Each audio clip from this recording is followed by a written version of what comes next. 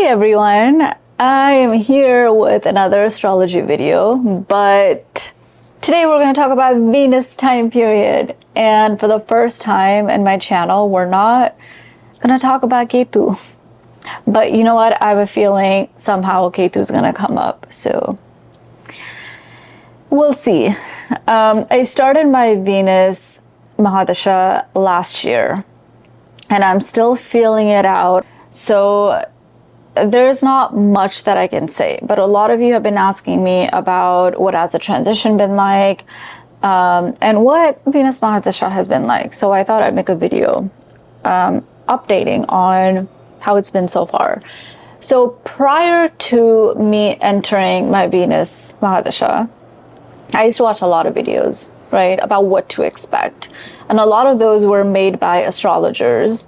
A lot of them would say things like, oh, you'll start buying perfumes, you'll start glowing a little bit, you'll start paying attention to how you look a little bit more.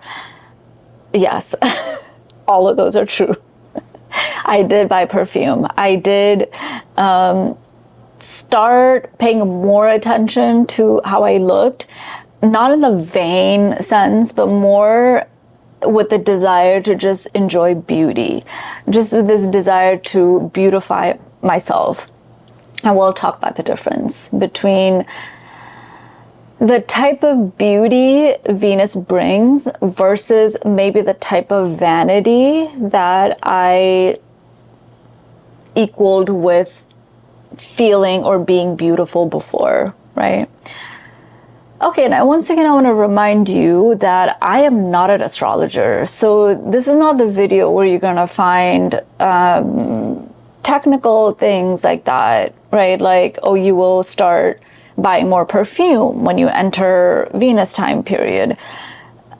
That's not the video. This is not the channel for that. Here, what we're going to talk about is the deeper spiritual transformation and the changes that now Venus brings, right? Okay, so for that, we have to talk about Ketu. I'm sorry. It's like I really have been defined by Ketu.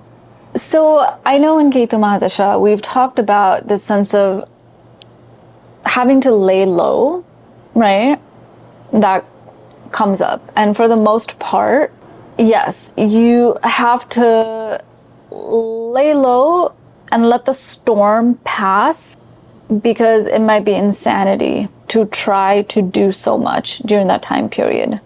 But here's the thing, there's a shadow side to that. And that shadow side is the sense of fear that comes up. The fear of living, fear of thriving, fear of being happy, fear of showing yourself, fear of failure, fear of being disappointed, fear of not having control again, right? Those fears are real. And guess what? Just because you have entered Venus time period doesn't mean that fear automatically leaves. It's like a little gift that Ketu has left behind, right? There are wonderful gifts that Ketu leaves behind, but there are also hurdles and obstacles, internal hurdles and obstacles that now you have to overcome. And fear is a big one.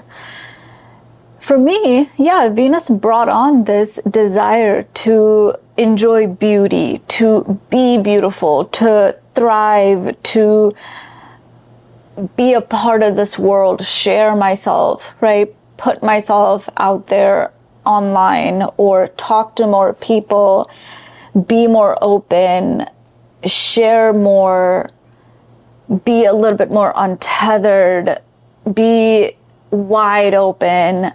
But Ketu has also taught me a lot of lessons about that, how you do have to be cautious. You do have to be tethered. You cannot be so open and so malleable that anybody can come mess you up, right? But you also cannot be so closed off that you're not living. And that is exactly what you have to solve when Venus comes about. Or at least for me, that has been what I've been navigating, what I've been solving. There's a desire to put myself out there. And once again, I always debate about how much of personal information that I want to put out there, right? But sometimes when it's beneficial or it makes sense, I'm okay sharing. So even though for me, Venus brought on this desire to share, to put myself online more, to create more videos, to be more open, what Ketu taught me was an incredible lesson that I learned, that you do have to be cautious how much of yourself you put out there, how much that you share online, because I have learned it the hard way. I have attracted rather unwanted attention online, and that was not the most pleasant experience that I went through, and all of that happened during Ketu time period, and I know that was a lesson that I was meant to learn. But also, what I'm not meant to do is not share at all, live my life hiding. I know that is not my path. I know part of my path is also speaking up about my experience, sharing,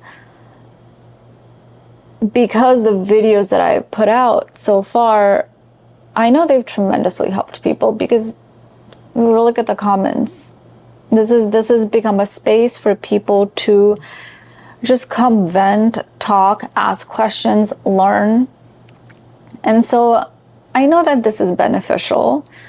And so this is also part of the path that I'm meant to walk. But what I'm learning is discernment.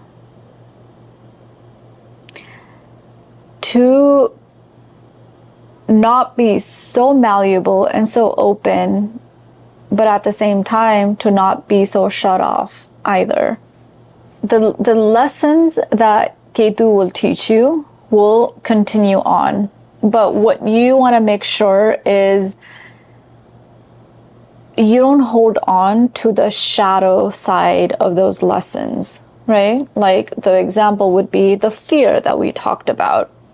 Yeah, you cannot trust anybody and everybody that you meet. You cannot be so open. You cannot trust strangers. You cannot think that this world is your playground. It's not. But at the same time, you also cannot walk about this world so small and hiding. So far in Venus Mahadasha, wonderful things have happened. Like wonderful things have happened that I would have never dreamed of. Things are a little easier, but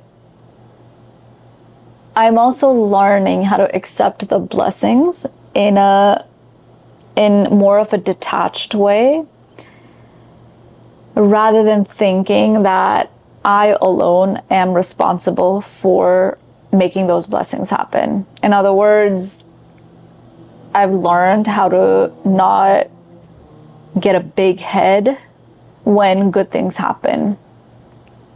Think if you've gone through Ketu Mahadasha for 7 years, right? Just think about it.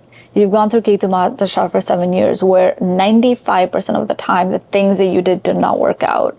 And you had to learn how to be detached, how to not identify with that. So guess what? You're also going to learn how to not identify with good things that happen, right?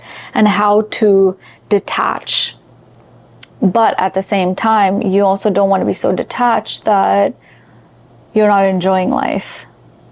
I think it's an incredible skill set to have, to be able to walk the middle path, be a little detached where neither sadness nor happiness gets to you. But I don't know, that doesn't feel very fulfilling anymore. Detachment doesn't quite feel fulfilling anymore. Venus says be happy, enjoy life.